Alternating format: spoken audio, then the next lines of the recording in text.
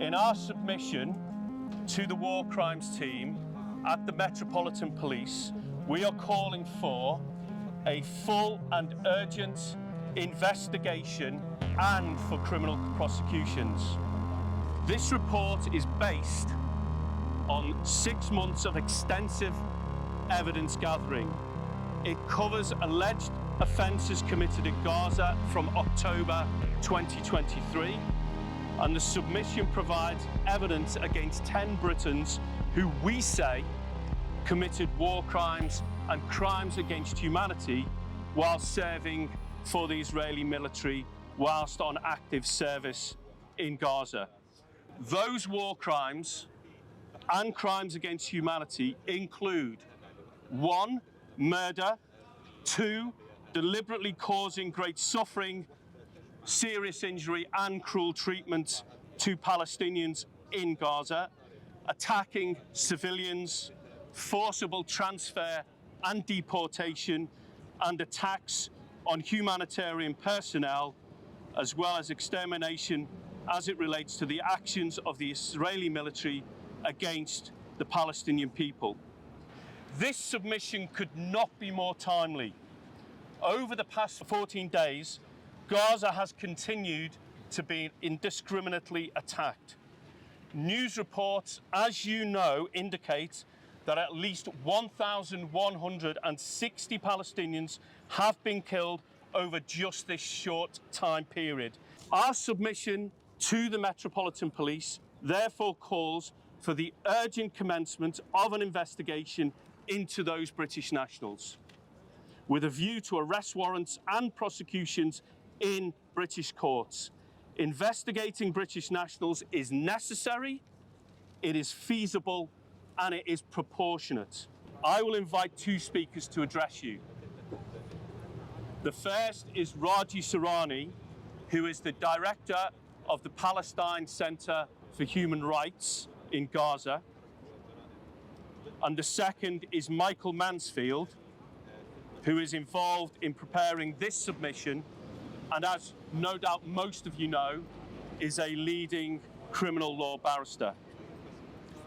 This submission we are handing into the war crimes team at the Metropolitan Police is being submitted by the Public Interest Law Centre and the Palestinian Centre for Human Rights. When genocide streamed live for the last 18 months, Europe and US called for self-defense is the right of Israel, as if ever occupying belligerent criminal occupation do have the right of that. This is the legitimacy, the license to kill, the license to do genocide against Palestinian civilians in Gaza, where international law, international humanitarian law is there to protect civilians at the time of war. Europe, including UK, US, is not complicit. They are partners. Partners not because they are legitimizing this by giving Israel the right of self-defense, but by providing arms, ammunitions, in which our children, women, are killed with. The UK prosecutor, he is the one who should initiate investigating and charging the citizens of UK who were involved directly on the ground in Gaza in these crimes. If he can claim they don't know, through this submission to the War Crimes Unit, we will make sure that UK do know that there is criminals participated in war crimes, crimes against humanity, and other sorts of crimes, and they have to move. Israel and the Israeli suspected criminals cannot go with full impunity. It's very hard to see selectivity, politicization of international law. Palestinian pain and suffering do matter. And we want to see Gaza not as the graveyard of international law, but we want to see Gaza and Gazans have the right of justice and dignity and freedom. We will never give up. We will keep the fight. We will keep the spirit till the end of this criminal belligerent occupation. They want us with the killing, with the destruction, with the massive transfer for people to give up hope in tomorrow. We will never give up. We are so determined to achieve our rights of self-determination, and we will never lose hope that tomorrow will be ours, and we will keep always strategical optimism in our heart and minds. Thank you.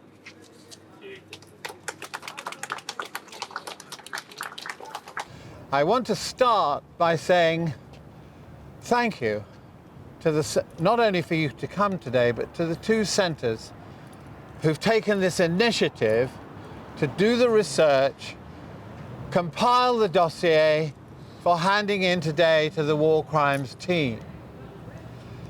For me personally, it is extremely significant on two fronts. One was what happened in the Second World War. The United Kingdom was in the forefront of establishing an international regime of law and principle and institutions to match in order to prevent the recurrence of the horror that everybody's familiar with during the Second World War.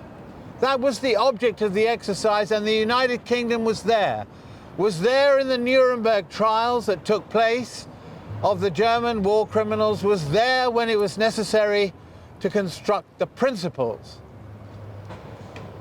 Yet, as you may know what's coming, slowly over the years, the efficacy of that structure that they established at that time from 1945 onwards in the various conventions, the United Nations Charter and so on, has risen but is slowly falling, and we're standing on the brink of the collapse of the rule of order, because certain states have taken it upon themselves, and Israel isn't the only one, taken it upon themselves to act with impunity. They act with impunity on the basis that nothing's going to happen to them, and they can carry on with whatever territorial land grab or anything else that they're interested in doing can be done without any repercussions. The very thing that the United Kingdom set its face against. And yet, what is happening at the moment? Because the court, the International Court of Justice, not the same as the International Criminal Court, came out with a hallmark judgment last year, which you're probably familiar with.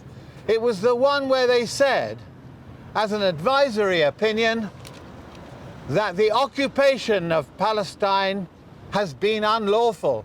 Not just for one day, not for 1 week, not for 1 year, but for 75 years. Imagine any of you living under an occupation by an alien state. If we do not stand up this time, the ICC is under pressure, criticism, heavy criticism, embargoes on the officers of the court. They're being derided, they're being attacked. We have to stand up and be counted on behalf of those who are endeavouring, like today. And I think that the United Kingdom should be lending support to the ICC, and of course one thing they should be doing through effectively the war crimes unit here is to uphold the rule that we set out in the first place. Like myself, been working in this business for well over 50 years. It's dire, you know it, but it doesn't have to be like that, provided this sort of initiative is given the support it deserves. Thank you.